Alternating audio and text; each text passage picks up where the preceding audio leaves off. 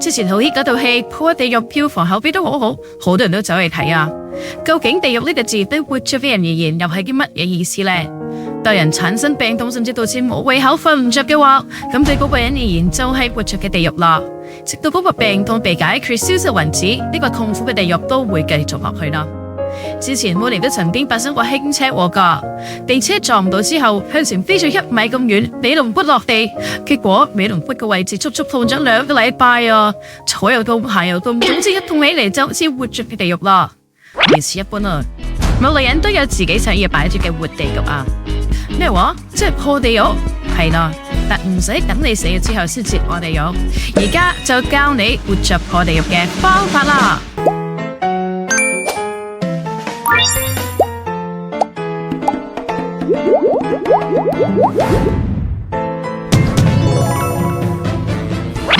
究竟對人而言，乜嘢先至係活地獄呢？尤其是係對於擁有信仰嘅人而言啊，陷入非神主義嘅東西，例如同性異性啊、色情物品啊、煙酒，讓自己信仰變差嘅一啲屬肉嘅事物，呢啲對於擁有信仰嘅人而言，都係想脫離嘅活地獄啊！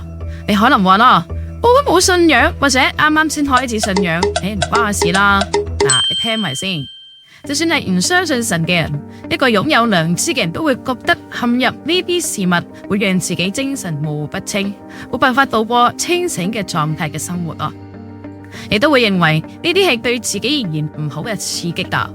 有啲人甚至尋求外界嘅協助嚟幫自己脫離呢啲痛苦嘅地獄。接住落嚟，Molly就會仔細咁講解點解人會對呢啲嘢嚟到去興奮上癮，同埋點樣解決嘅方法啦。首先，我哋要了解住一點，就係個腦係點樣運作嘅呢？腦要被刺激，跟住感到興奮，身體先至會容易喐起嚟嘅。但係如果為咗感受到刺激而只係做刺激性嘅嘢，咁最後腦就會上癮咯。例如，如果中意食啲鹹嘅嘢，就會一直食得好鹹，到後嚟要狂食啲鹽先至會感受到啲鹹味。呢個就代表對鹹味上癮啦，終究呢係會毀掉健康嘅。如果中意甜食，就會越食越甜，後嚟猛食啲糖，先至會感受到甜味。呢個表示對甜味上癮，終究係都會毀掉健康噶。腦其實係一團神經，所以會無止境咁樣嚟感受到刺激噶。如果一味地給予刺激，咁我腦終究就會對刺激性嘅嘢上癮噶啦。網絡啊、電視、電影、色情嘅嘢、電玩等等，其實呢一切都係以住刺激為目的而製造噶。俾個例子你啦，譬如 Reels 啦，係會短短10秒之內使用啲刺激性嘅言語、刺激性嘅畫面吸引你嚟去睇啊。人睇嘅時候就會令到你嘅腦袋釋放一種 dopamine 嘅嘢，就好似一種興奮劑嘅咁樣嘅嘢，你睇嘅時候同時得到一個喜悅快樂嘅感覺啊！但係問題係，人腦唔經分辨一直接觸呢啲刺激性嘅嘢，覺得擁有呢啲短暫嘅快樂好好，結果就對呢啲刺激上癮啊！而家嘅 AI 情感 robot 都係利用呢種機制，會利用人嘅心理，只係給予人中意嘅回應，給予人中意嘅情感支持，然之後導致人不斷地對情感機器上癮，甚至欺騙大腦，精神上係得到 AI robot 嘅心靈支持，甚至勝於人類啊！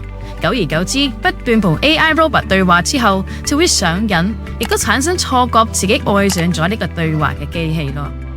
有人為咗透過同性異性嚟感受到刺激同埋興奮，一直流向性方面，然後最尾就會對性上癮。之後即使接觸到更加刺激嘅嘢，都唔會有 feel， 終究就會毀掉咗個腦啦。有啲人會對飲酒或者食煙吸毒嚟得感受到刺激，到最後就會對酒精上癮，對毒品上癮而成為廢人啊。尤其人啊，佢會透過網絡接觸到好多刺激性嘅嘢㗎。有啲人會將刺激性嘅事物放到 Internet 嗰度，吸引人嘅目光嚟到賺錢咯。如果一直咁觀看並且接觸嗰啲嘢，眼睛、耳朵、想法同埋生活終究就會對嗰方面上癮。之後如果睇到啲正常嘅東西，就唔會感受到喜悅同開心。騙徒就係咁樣透過掌握人嘅心理，利用網絡做出各種有嘅冇嘅事。佢哋會設下現實嘅圈套、虛假嘅圈套，讓人點開嚟睇，然後提出條件，俾人落搭，將錢搶走咯。咁點算啊，Molly？以上講嘅可能你同我都中招喎。唔緊要，學習了解之後，唔好再被無知捆綁自己就得噶啦。腦係一團嘅神經，神經嘅一種特質就係中意感受。大腦嘅主人係邊個啊？咪就係你咯。你自己決定到底讓你嘅腦去睇啲乜嘢，聽啲乜嘢，感受到啲乜嘢噶。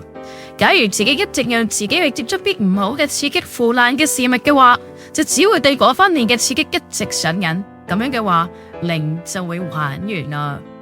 所以主話咩啊？脫離啦，重生啦。點解要繼續讓自己接觸嗰啲嘅事物，讓自己嘅腦袋、靈魂都腐爛啊？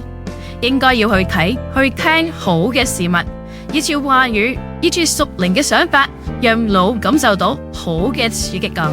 帶住屬靈且永恆嘅興奮同埋喜悅嚟到生活，咁肉體生命同埋靈嘅生命先至會甦醒並且亨通啊！今日嘅分享嚟到呢度啦，希望你都得到啲啟發。中意呢條片嘅話，就請幫我留言、like 同埋 share， 讓我哋 build一個健康嘅 community， 互相去支持代鬥啦。有以上問題嘅話，並唔好覺得好丟臉喎。有問題並唔係最大嘅問題啊，最大嘅問題係唔發現原來係一個問題啦。我哋一齊加油，得勝呢啲嘅誘惑刺激，成為靈肉都健康嘅人啦。下星期四再見啦，拜。